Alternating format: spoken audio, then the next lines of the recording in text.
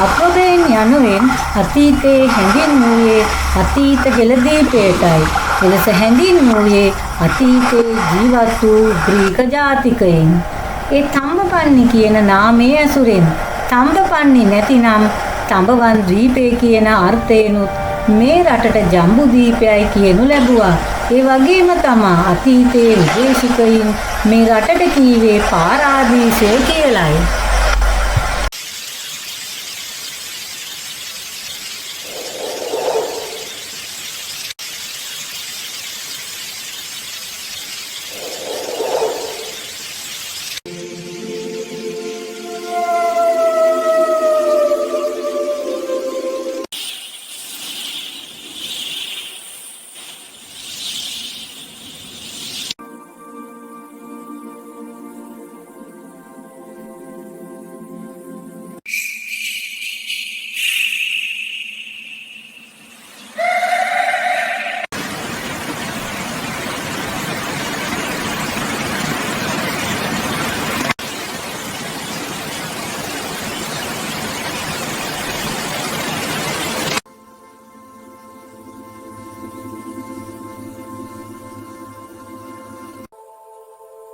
Paradise on Earth.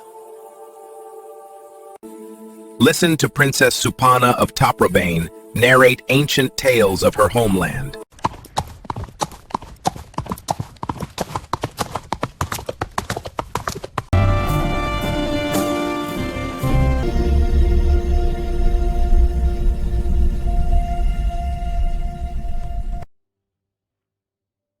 And so the prince came to listen to her story.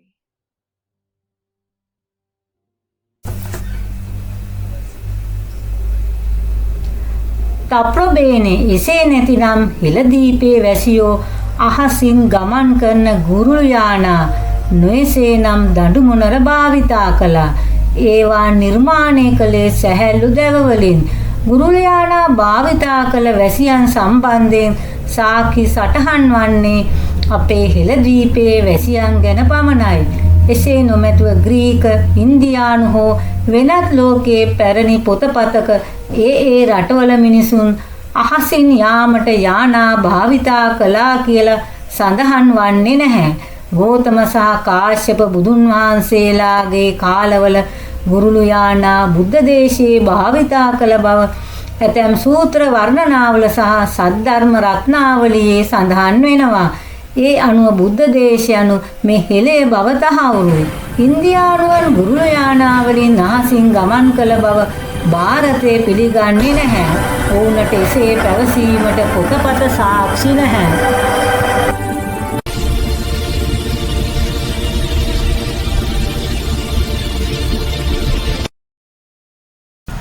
ඊජිප්තුවේ ඇතැම් පැරණි දේවාලවල තිබෙන බිත්ති සටහන් සත්‍ය වශයෙන්ම ගුවන් යානා නොවේ.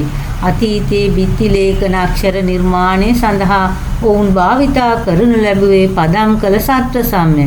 මේවා මිලෙන් අධිකයි. ඒ නිසා එම බොහෝ වාරයක් භාවිතා කර ඇති බව සඳහන් වේ. එබැවින් එක ලේඛනයක් මත තව ලේඛනයක් ලිවීම නිසාවෙන් මේ සටහන් නිර්මාණය බව පෙන්වා දෙනවා. ජීවමාන බුදුන් දවස වස්ස ජනපදයේ අගනුවර වූයේ කොසඹෑ නුවරයි. කොසඹෑ නුවර පිහිටියේ යමුනා ගඟ අසබඩ බව අපට තහවුරු වන්නේ බත්කුල තේර කතා වස්තුවෙන්. එකල වස්ස ජනපදයේ පාලකයා වූයේ උදේනි රජතුමානි. ඔහුට බෝධිරාජ නම් පුත් කුමාරයෙක් වූවා. බෝධිරාජ කුමාරයාට අවශ්‍ය වුණා අහසේ පියාසර කරන ගුරුලෙකු වැනි මාලිගාවක් දක්ෂ වඩුවෙකු ලවා තනවන්න. නමුත් බෝධිරාජ කුමාරයා කැමති වූයේ නෑ වඩුවා මෙවැනිම වූ මාලිගාවක් වෙනත් කෙනෙකුට තනවා දෙනවාට. එම නිසා කුමාරයාට අවශ්‍ය වූවා වඩුවා මාලිගාව තනූ පසු ඔහුගේ අතපය සිඳ දමන්න. එසේ නොමැතිනම් වඩුවාගේ ඇස් උගුල්වන්න. කුමාරයා ඔහුගේ මෙම අදහස තම යහළුවෙකු වන සංජිකා පුත්තට පවසනවා. සංජිකා පුත්තට වඩුවාගෙන දුක සිටී මෙම කතාව වඩුවා දැනුවත් කොට කුමන ආකාරයකින් හෝ මින් ගැලවී යාමට රහසින් උපදෙස් දෙනවා. කුමාරයා නිරන්තරයෙන් මාලිගාව තනන ස්ථානයට ගොස් මාලිගාව තනා අවසන්ද කියාසනවා. එවිට වඩුවා පවසනවා ඒ සඳහා සැහැල්ලු දැවදඩු අවශ්‍ය බව. අනතුරු කුමාරයා වඩුවාට අවශ්‍ය සැහැල්ලු දැවදඩු සපයා දෙනවා.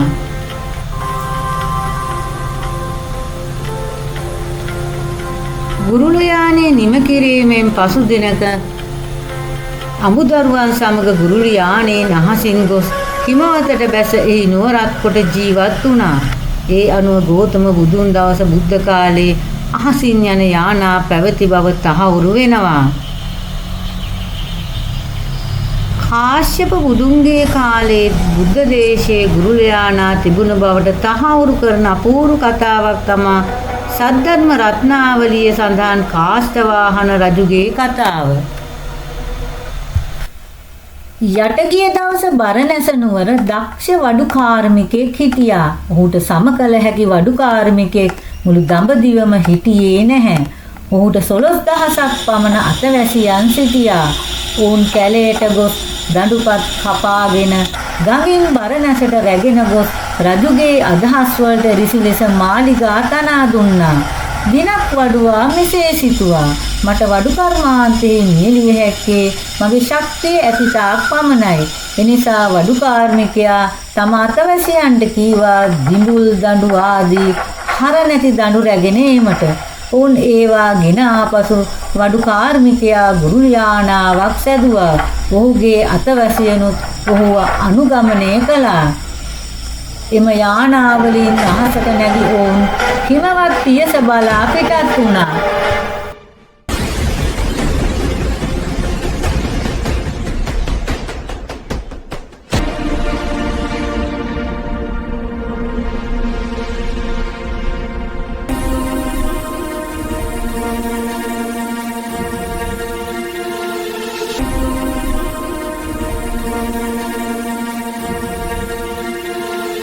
හිමවත් ආසලෙක් නුවරකට බැස ඒ රජුගේ නුවරත් රටත්ගෙන ඔටුනු පළඳා රජ වුණා. ඔහු කාස්තවාහන රජු ලෙස ප්‍රසිද්ධ වුණා.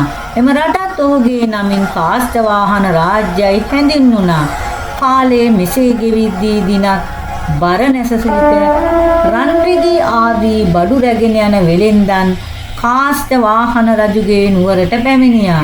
වෙළඳුන් පැමිණියේ බරණැස සිට බව දැනගත් රජු බරණැස රජු තමා සමග මිත්‍ර කරවන්න යයි කියා වෙළඳුන්ටද පඬුරු දී පිටත් කර හැරියා.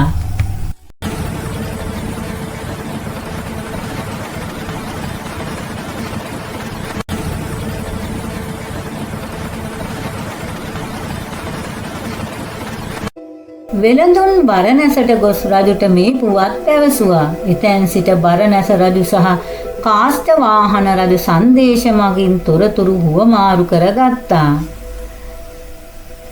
මේ අතර කාලේ කාස්තවාහන රජුට ඉතාගනා පළස් වගයක් ලැබුණා. ඔහු සිතුවා බරණැස රජුටත් මේවා යැවිය යුතුයි කියා. ඒ අනුව කාස්තවාහන රජු කරඬු වටක් තනවා පළස් ඒ තුල තැන්පත් කර ඒ කරඬු අටම තවත් විශාල කරඬුවක තැන්පත් කර බරණැස රජුට ත්‍යාග කර යවනු ලැබුවා. මේ අගනා පළස් දුටු බරණැස රජු බොහෝසෙයින් සතුටුව කාස්තවාහන රජුට කුමනෝ ත්‍යාගයක් යැවිය යුතුදයි සිතන අවස්ථාවේ කාශ්‍යප බුදුරදුන් බරණැසට වැඩියා. තුරුණුවන්ට වඩා අගනා දෙයක් මේ ලෝකේ තවත් තියෙනවාදයයි සිතූ බරණැස රජු රන්පතක බුදුන් පහළව ඇති නියාවලියා රුවන් කරඬුවක එම රන්පත තැන්පත් කළා. රුවන් කරඬුව ඉඳුනිල් මිනිමුවා කරඬුවක තැන්පත් කළා. එම කරඬුව සිරිගල් මැණික් කරඬුවක තැන්පත් කළා. මේ අයුරින් ඉතා වටිනා කරඬු හතක් තුල එකිනෙක තැන්පත් කළ සරසන ලද ඇතකු පිට එම කරඬුව තබා කරඬුව මත හෙළ කුඩයක් නංවා හේවායන් සමග කාස්තවාහන රජුගේ නුවරට යැව්වා. කාස්තවාහන රජු මේ සංදේශ බලා බොහෝ සතුටටපත් වූවා. රජුගේ ඇමතියන් 12 දෙනා 15000ක් පිරිවර සමග බරණැස නුවරට පිටත් වූවා. රජුගේ බෑණනුවන්ද ඔවුන් සමග නික්මුණා. මේ පිරිවර බරණැසට පැමිණ කාශ්‍යප බුදුන් කොසේදයි විමසා බැලුවා. ඔවුන් භික්ෂූන් වහන්සේ නමකගෙන් මේ බව විමසූ විට කාශ්‍යප බුදුන් පිරිනිවන් පෑ බව දැනගන්නට ලැබුණා. ගිය පිරිස එම භික්ෂුවගෙන් බණ ආසා මහණ වූවා. කාශ්‍යපවාහන රජුගේ බෑණනුවන් භික්ෂූන් වහන්සේ කැටුව කාශ්‍යප බුදුන්ගේ ඩබරාවත් රැගෙන කාශ්‍යපවාහන නුවරට පිටත් වුණා. කාශ්‍යපවාහන රජු භික්ෂූන් වහන්සේගෙන් බණ ආසා උන්වහන්සේට විහාරයක් කරවුවා. බුදුන්ගේ ඩබරාව තැන්පත් කර ස්තූපයක් සැදුවා. කාශ්‍යපවාහන රජු දැහැමින් දන් පින් කරමින් ජීවත් මරණින් පසු දෙව්ලොව උපන්නා. ගෞතම බුද්ධෝත්පත්තියට සුළු කලකට පෙර දෙව්ලොවින් චිතව පසේ නදී කොසල් රජුගේ පියාවන මහා කොසල් රජුගේ ප්‍රධාන පුරෝහිත බමුණාගේ පුතුකු ලෙස උප්පත්තිය ලැබුවා. ඌ බාවාරිය නම් වූවා. සිය පියාගේ ඇවෑමෙන් පසු බාවාරිය මහා කොසල් රජුගේ ප්‍රධාන පුරෝහිතයා වූවා. මහා කොසල් රජුගේ ඇවෑමෙන් පසුන් පසේ නදී කොසල් රජ බවට පත් වූවා. බාවාරිය පසේ නදී කොසල් රජුටත් ප්‍රධාන පුරෝහිතයා වූවා. ඔහු පසුව මහණ වී ගෞතම බුදුන්ගෙන් පාෂාණ විහාරයේදී බණ ආසා අනාගාමී වූවා. පාෂාණ විහාරයේ තිබූ ස්ථානය සහ ඒ සම්බන්ධ විස්තර පසු දවසක කියලා දෙන්නම්.